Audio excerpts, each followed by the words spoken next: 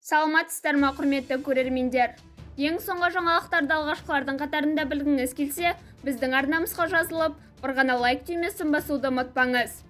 6 наурыз күні сағат 11:00-де Нұрсәулет БО-да Байқоңыр ауданының белсенді әйелдерінің қатысуымен әлем әйелдер мен әсем мерекелік іс-шарасы өтеді. Сол күні қала мектептерінде шеберлік сыныптары, әдеби кездесулер, көрмелер және тағы басқа іс-шара өтеді.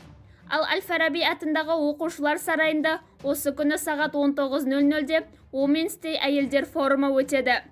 7 наурызда Жанұя отбасы институтының қолдау орталығында қаланың түрлі саласында жұмыс істейтін әйелдерді шуақты көктем деген марапаттау рәсімі өтеді.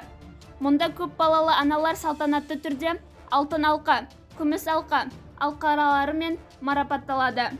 7 наурыз күні кешкі сағат 19:00-де Наз мемлекеттік би театрында Жан ана деген концерт ұйымдастырылады.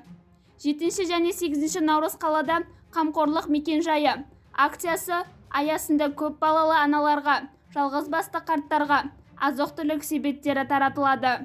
Оған қоса, Ұлы Отан соғысының тыл ардагерлерін құттықтайды. Бізді бақылауды жалғастырыңыз. Арнамызға жазылып, бір ғана лайк түймесін басуды ұмытпаңыз. Сау саламат болыңыз.